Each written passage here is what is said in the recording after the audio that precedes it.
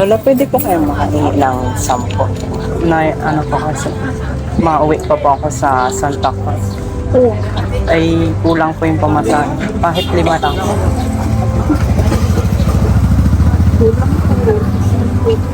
Thank you. Maraming salamat.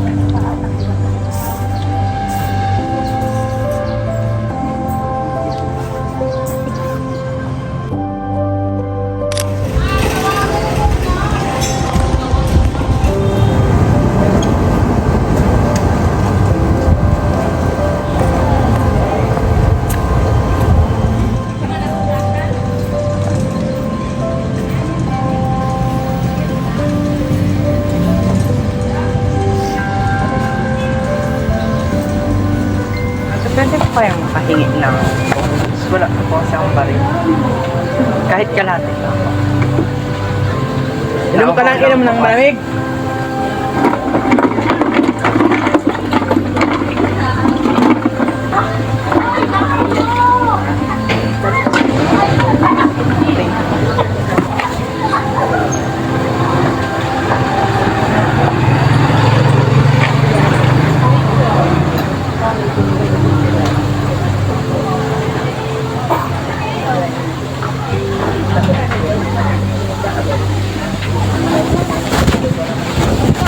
Thank you.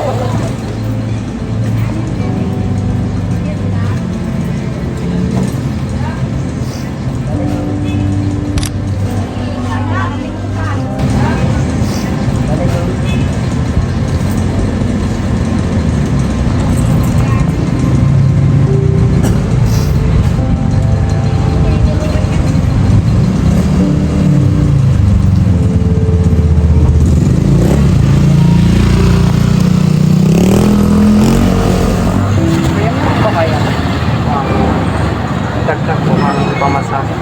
Tapos po kasi Taga saan ka ba? saka Santa Cruz. Oh, layo ah.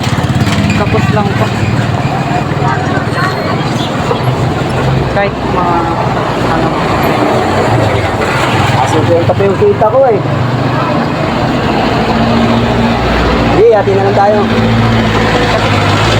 Sige, sige. May pangkain ka pa. Parang layo na narating mo eh. Salamat. Sige, sige. Ingat, ingat. Salamat po. Maraming salamat.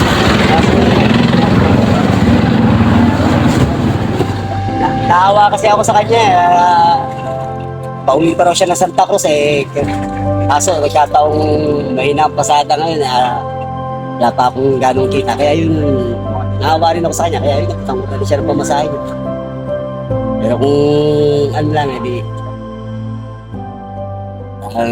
maawain din ako eh. Kasi ano, mamasada lang din ako ng tri-bike. Alam ko rin yung nararamdaman ng tao. Minsan kinakapos din ako. Ako nga pala si Anthony Flores, taga-Sumanga. Kahit man sino siguro willing din tumulong pagka sa ganung pagkakataon. Nga lang hindi lang talaga sapat ang ano, tataw na may narin na pasada lang. Ito talagang hanap buhay ko. Mag-pedicab. Siguro mga 12 years na rin. Kasi yung panganay ko pa, yung unak pa lang anak, yung panganay ko. Kaya pasensya na, hanggang doon lang naiabot yung tulong.